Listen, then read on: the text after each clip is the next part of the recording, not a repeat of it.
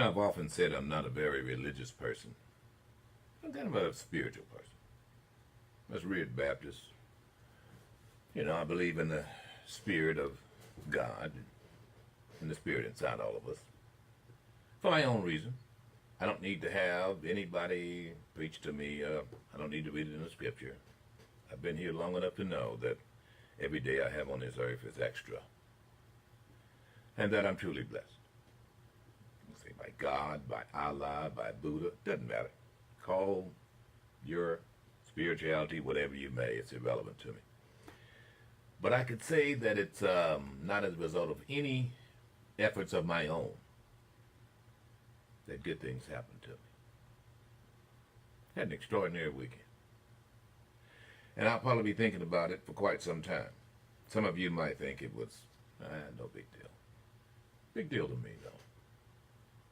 See, I believe that my God put people in my path. And whoever you run across, bump into, you see, you speak to, or don't speak to, that's putting someone in your path, in my view.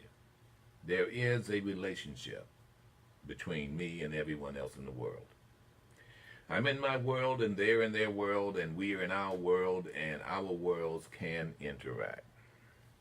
For good, for bad. This weekend was very good. Very, very good. Very simple, but very good. I was in a resort city, and cruising around, enjoying myself, and with a friend. Had been driving all day, going in and out, eating really good food, good drinks, meeting people, more people in my path, going to the bar, speaking to complete strangers, ship's captains, waiters, waitresses, bartenders, Uber drivers. And as fate would have it, I had parked in this place and in an outside parking lot. And I went about my business, doing what I was doing, came back, left, pulled out of that parking lot, and made a few other stops, and ultimately came back to the same parking lot. And it was after dark. So went, more food, more drinks, revelry, came back to the parking lot to get my car, and my car wasn't there. Now, there's something about me that people here know, but you probably don't if you don't really know me. I don't panic. I go into control mode. It's like, okay, my car's not here. Car must be stolen, all right. So right away you began to do things necessary to, at the very least, figure out where your car is. Number one, you become very observant. You look all around you to see whether or not, who's around, whether your car's around, whatever. You don't. While simultaneously going for your phone, to which I found my phone was dead. My friend's phone was dead. What's the chances of that? Well, they both were dead. We were out walking and chatting and having fun and didn't charge up our phones. Both were dead. Cards gone, phones are dead. And I'm going to tell you something, just as an aside here. Folks, I never thought I'd see the day when there would be no payphones. You guys going to rue the day you don't have payphones. You're going to rue the day you don't have land-based phones, period. Oh, man. So dependent. I felt helpless. So immediately, and my thought is, okay, well, first and foremost, I'm observing, but I can't call law enforcement. Because obviously I can get on my phone and find my car. If you can get on your phone and find your phone, you can get on your phone and find your car. It's pretty simple. While simultaneously talking to law enforcement. And now you've got tracking devices on literally any and everything, if you have a phone. So I immediately began to walk into this rather posh hotel. First I went to the cab stand there, the little cabbie, little valet guy, and he was gone. Saw other people along the way, and I don't know, for whatever reason, I didn't ask them for a phone. I just thought, well, okay, I can go into this hotel and the restaurant and what have you, there'd be a phone there.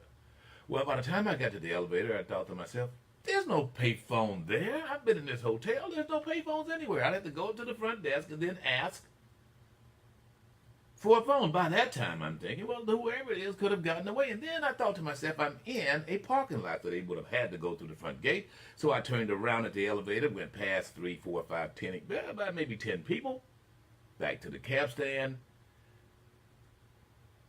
and commenced to walking back toward the parking lot across the street. When I noticed there was a young woman with a cell phone sitting there on the plate glass ledge with a backpack on her back. So I asked her, I said, you mind if I use your phone? I think someone stole my car. She was on the phone. She said, looked at me, I looked at her, and then she said something to whoever it was, I'll call you back. And she gave me her phone. And I said, well, could you go ahead and dial it for me? I gave her my number. I said, could you go ahead and dial 911? She dialed 911. Gave me the phone. I talked to law enforcement, gave them the description, they went through the works, and then they asked me, well, what number was I calling from? And it dawned on me, I'm not on my phone. So I asked this lady. She seemed to be about 18, 19 years old.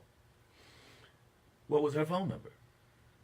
And without even skipping a beat, she gave it to me. Twice. I said, thank you. Gave it to the officers. The officer said, was questioning, well, how could this be, blah, blah, blah. Then the officer asked me my biological information, my description and so forth. And then, of course, my number.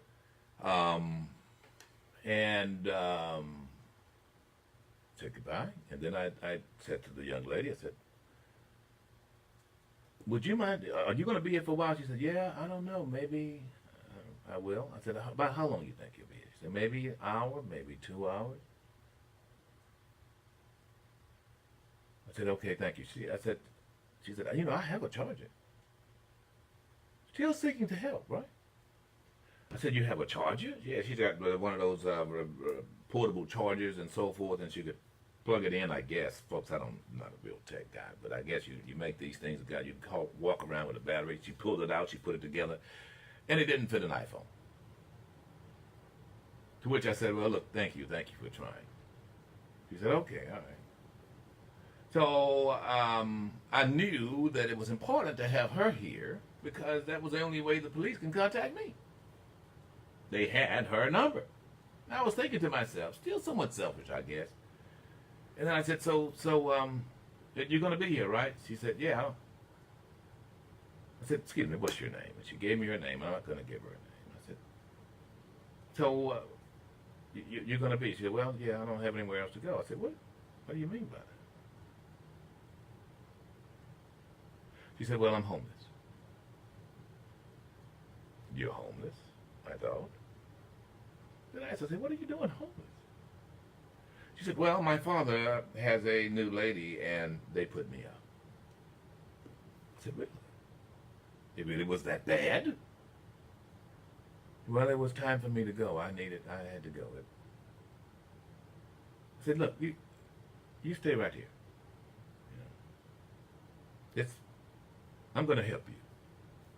So, I proceeded at that point then, after knowing that I'd already alerted law enforcement, I proceeded then to head back to the end of the street, the busy street that I was on.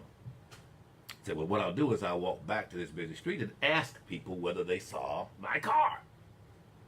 Nothing is never the right thing to do, and so you do the due diligence. You want to make your way around and look at the folks that's next to you, the guy with the lucky dogs, whatever. So I make my way back down the street and thinking all the time, retracing my steps. How did I get there? When did I drive in? Blah, blah, blah, blah, blah. I got to the end of the street, to the busy street, and began to walk back. I saw my friend. He's sitting there on the rail, and it dawned on me. I was here twice. The first time I was here, I parked right there. I didn't park right there where I thought I had parked. My car is sitting right over there in the corner. I just knew it was over there in the corner, and I told my friend, walk over there to the corner of the parking lot, to the car. And I looked up toward the 18, 19-year-old girl. And I told him, you go ahead. I got to go back and talk to this girl. So I did. She was looking at me, I was looking at her, and whether she seemed to be large for her age, you know. She's a woman. She's taller than I was. Hefty. But beautiful. Extraordinarily beautiful. I thought. Hair back, but disheveled. Wearing jeans, disheveled. It wasn't like she was, she hadn't prepared to go out. That's how she looked. So I got to her and I said, you know, I think I found my car.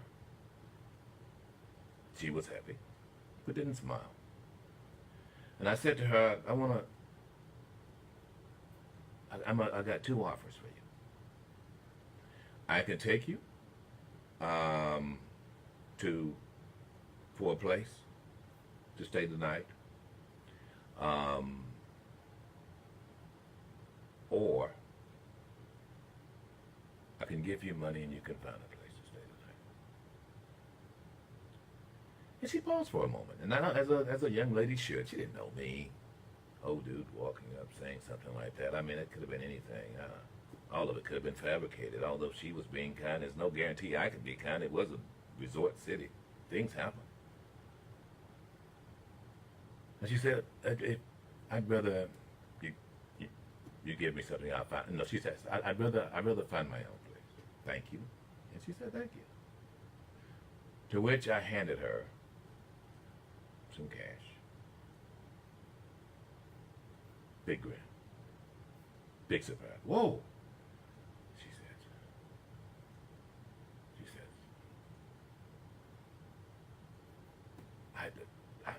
I'm amazed.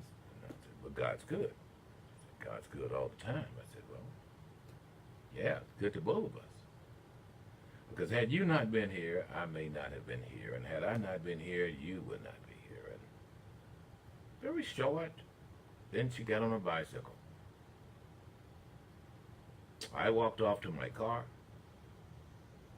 She got on a bicycle and she sped off.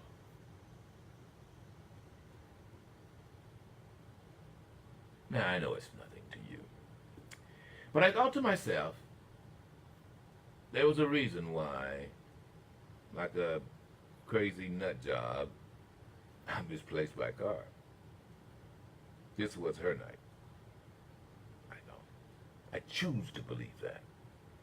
I choose to believe it because it's true. This was a night that Rip Daniels was supposed to have gone through that. And trust me on this, when you're away from home and you go through that, it's not funny when you're going through it. I can tell you that. My friend and I laughed about it thereafter.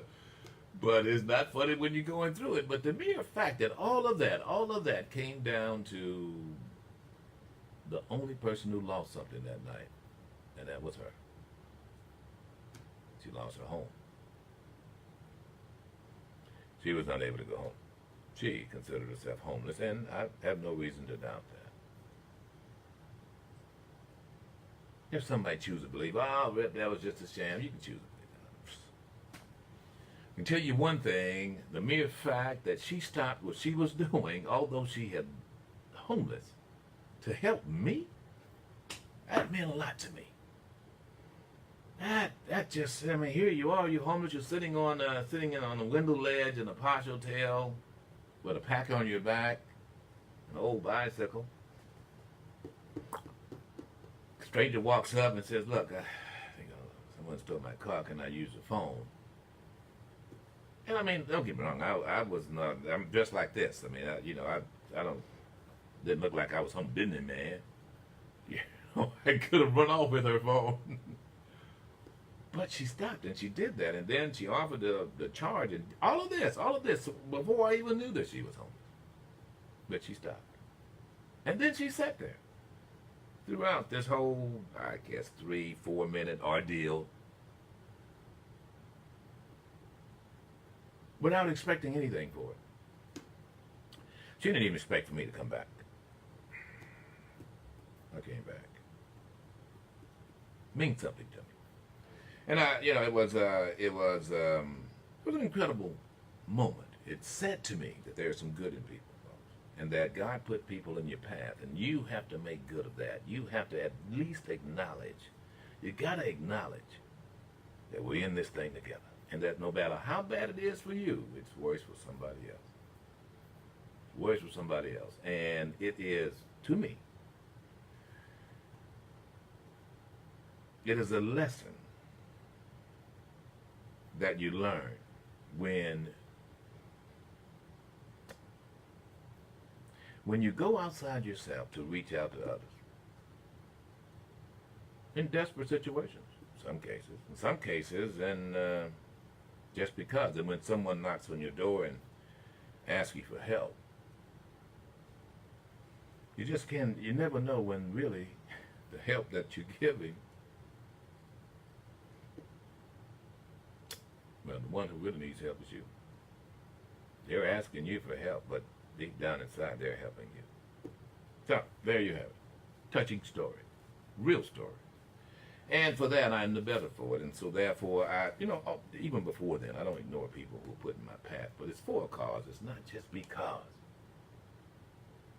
Nothing wrong with saying thank you. For the least little thing. Nothing wrong with acknowledging that somebody did you a good turn. There is something to be said for karma. For those of you who maybe not believe in God. What goes around will come around. Came around for her that night. It came around for me too, because that could have been very, very wrong. My car could have very well have been stolen. My coin. And just by doing that and her cooperating, could have resulted in my finding my automobile. But it wasn't. But she was homeless. And hopefully that night, she could sleep in a safe environment. All right, folks, let's get to it. Only because no one else can do it the way we do it. Now, I want you to see what America's been reduced to.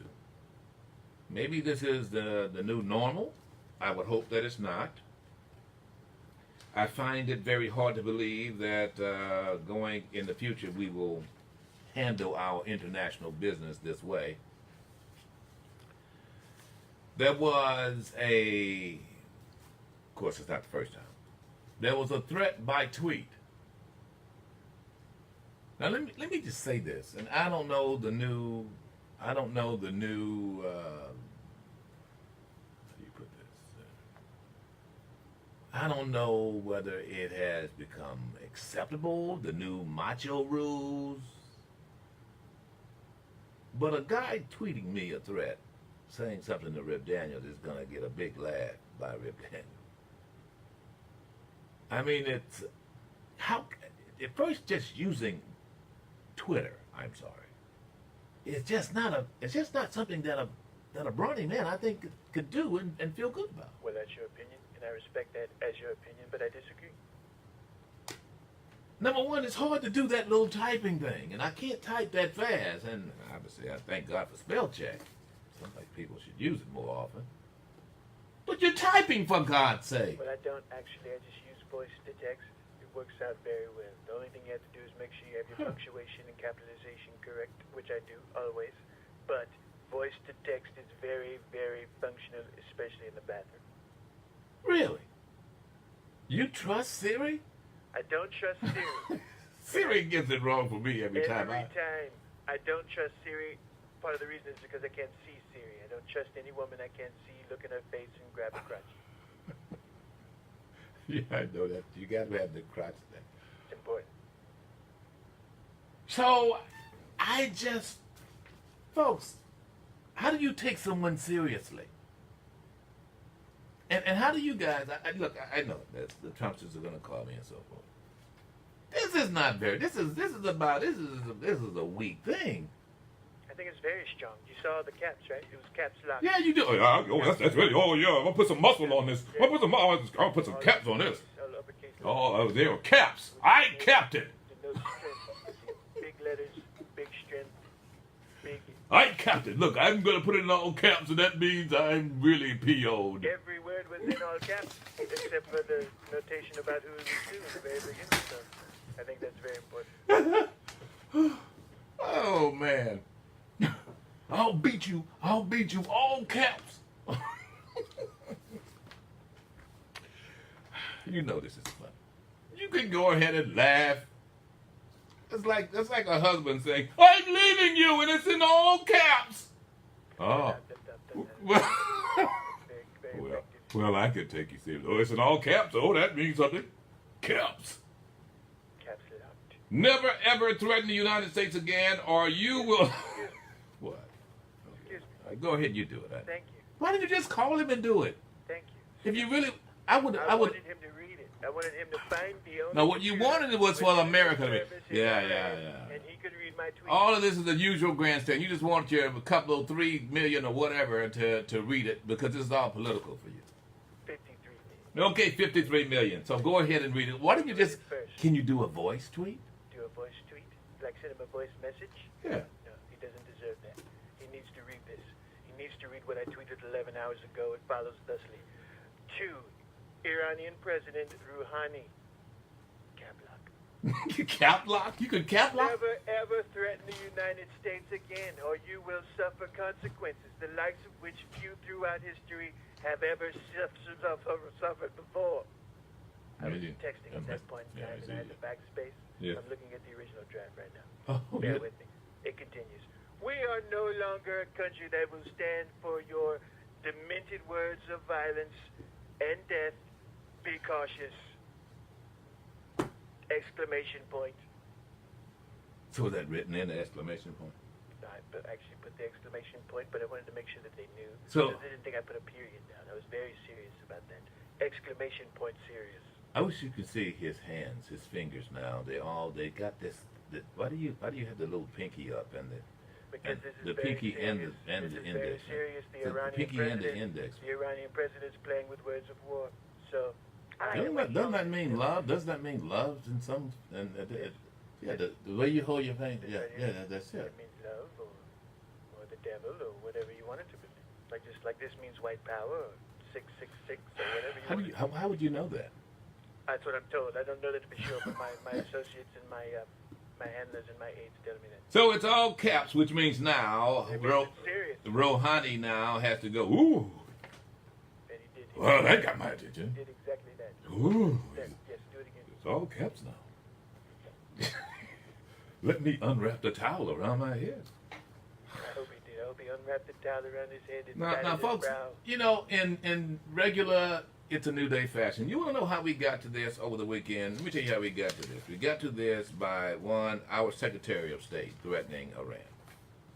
Calling out Iran is how we got here, folks. Right? Because Rouhani was responding to Pompeo. I think you have the audio over there. Whereby Pompeo, in a public speech, said this. Despite the regime's clear record of aggression, America and other countries have spent years straining to identify a political moderate. It's like an Iranian unicorn. The regime's revolutionary goals and willingness to commit violent acts haven't produced anyone to lead Iran that can be remotely called a moderate or a statesman. Some believe that President Rouhani and Foreign Minister Zarif fit that bill. The truth is they're merely polished frontmen for the Ayatollah's international con artistry. Their nuclear deal didn't make them moderate. It made them wolves in sheep's clothing. Governments around the world worry that confronting the Islamic Republic harms the cause of moderates. But these so-called moderates within the regime are still violent, Islamic revolutionaries with an anti-America, anti-West agenda. You only have to take their own words for it. Okay, so he said that, to which then Rouhani said this to his folks on Sunday. America should know that peace with Iran is the mother of all peace, and war with Iran is the mother of all wars. Last time I heard the mother of all wars thing, it was one Saddam Hussein in Iraq, who is now deceased, killed, executed. So Rouhani, who is the ruler the president of Iran, said that, to which now we get the all caps threat about never. Never, Okay, ever right, fine. Okay, so now let me just tell you, I want you to do one thing for me. I want you to tell me about the threats Iran has made. The belligerents, really. The bellicose, belligerents. Remember that Swift boat? Well, it's not called Swift boat. The boat that was captured by the Iranians in the Persian Gulf. Remember that? You don't remember that? Refresh my memory. I'm Well, rusty on. Well, it was. It seemed as though we had said that our boat did not veer into Iranian waters. It did, and of course our sailors then were in fact captured, and of course released by the Iranians. Here's what I want to say to you folks: you've got to give me an example of this, of the threat sheet that Pompeo and others hear. I mean, when I'm going to tell you, when George W. Bush said that they were part of the axis of evil, I went, what? What do they do? They're the Republican Guard, whatever. This is the religious wing of the Ayatollah, actually. It's credited with doing all these threats. What's happening here? While doing these threats here.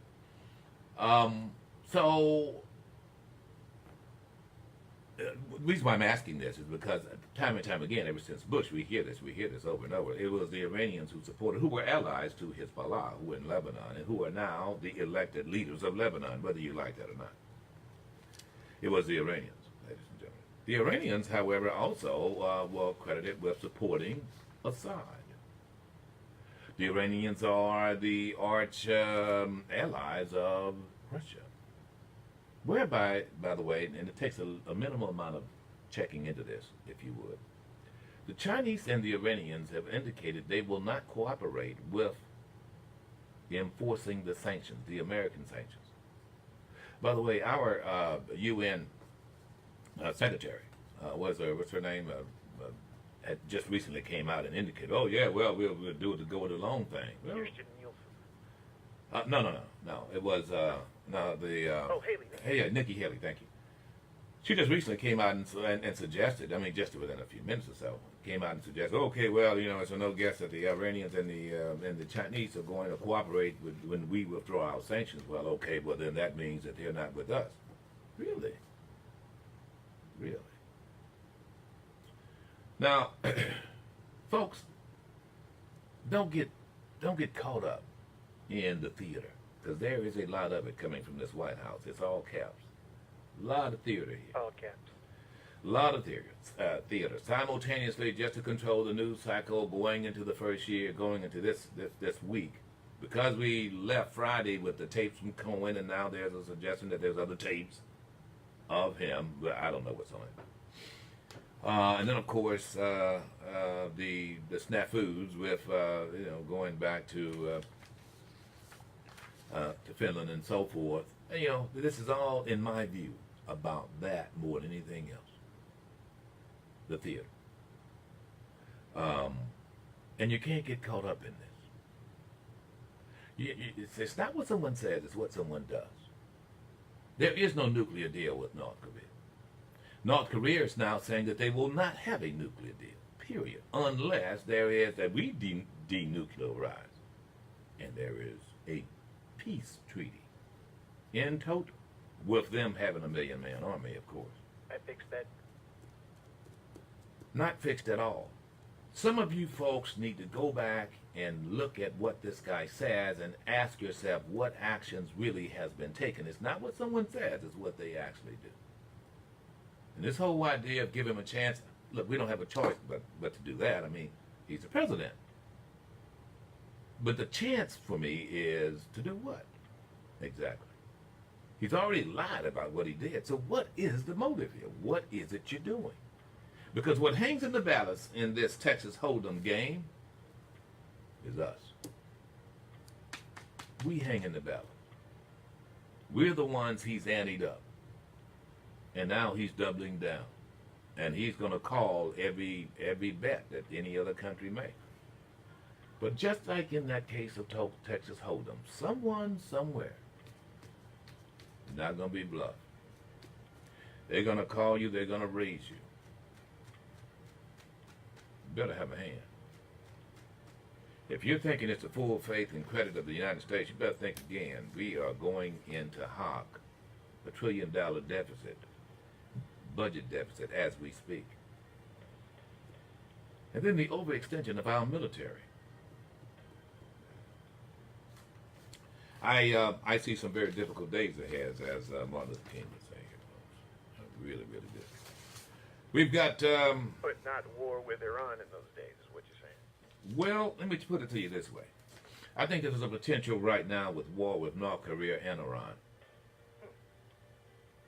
backed up by Russia. However, I don't think it's a matter of war.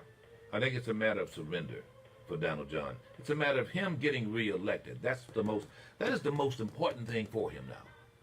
Him getting reelected and going down as the big guy at the table. Look at me. I just lost the game and all of my table stakes. Millions and billions of dollars. But I'm still standing. America, not so great, but I'm still standing. You're welcome. Just like in my book. It's the art of the deal. You always land on your feet. Damn everybody else. And you Americans don't get that. Hopefully it won't be too late. We'll be back. It's the summer of luxury at Beau Rivage. Come play the giveaway for a chance to win a Mercedes-Benz.